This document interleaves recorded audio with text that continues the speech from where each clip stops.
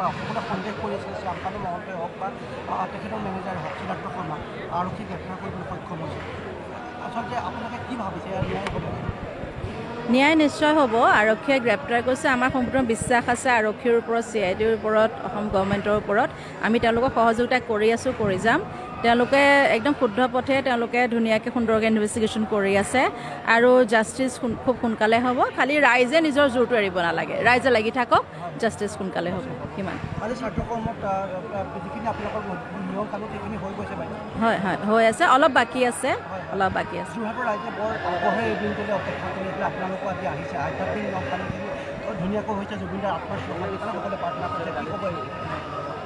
যোৰহাট আমাৰ নিজৰ ঘৰ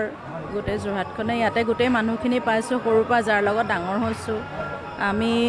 মিউজিক লাইনৰ ড্ৰামা লাইনৰ চব মানুহখিনি আহিছে আদৰ সাদৰি লৈছে আমাক ইমান মৰম দিছে দাদাক তো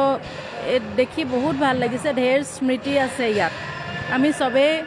সেই স্মৃতিখিনিকে ৰোমন্থন কৰিছোঁ গতিকে দাদা ইয়াতে আছে এনেকুৱা অনুভৱ হৈছে মই আৰু এটা লাভ কৰিব বিচাৰিছোঁ জুবিনদাৰ মৃত্যুৰ সময়ত আচলতে অসমৰ আজি যিধৰণে কোটি কোটি জনতাই দুখ পাইছে জীৱবোৰেও তেওঁ শ্ৰীচৰণ সেৱা প্ৰাৰ্থনা কৰিছিলে ভগৱান পদত্ব তেওঁ আচলতে ভগৱানৰ এটা অৱদান আপোনালোকে কি হ'ব জুবিনদাৰ সেই সময়ত সেইসমূহ দেখা পাইছিলে নে তেওঁলোকে আমি একচুৱেলি তাৰ যোনখিনি এই জীৱ জন্তুটো সৰুৰ পৰাই ভাল পায় পটককৈ জীৱ জন্তুৱে তাৰ লগ লয় আমাৰ ঘৰখনেই তেনেকুৱা সৰুৰ পৰা দেউতাই বহুত জীৱ জন্তু আনি দিয়ে আমি জীৱ জন্তুবোৰ মৰম কৰি ডাঙৰ কৰোঁ এনেকুৱা তো তাক এনেকুৱা মানে ইমান যে সি এটা ডিভাইন চ'ল সেই কথাটো আমি অনুভৱ কৰা নাছিলোঁ সেইটো এতিয়াহে কৰিছোঁ জানো তাক ইমান ভাল পায় মানুহে হওক জীৱ জন্তুৱে হওক সেইটো কিন্তু এইটো মেগনিটিউডত আমি ভবা নাছিলোঁ এতিয়া অনুভৱ কৰিছোঁ এতিয়া ভাবিছোঁ যে হয় আমি একচুৱেলি ভাগ্যৱান যে আমাৰ ঘৰত সি জন্ম ল'লে যে মোক সি কোলাত লৈ ডাঙৰ কৰিছে তেনেকুৱা ধৰণৰ তো এতিয়াহে অনুভৱ কৰিছোঁ সেই কথাটো এতিয়া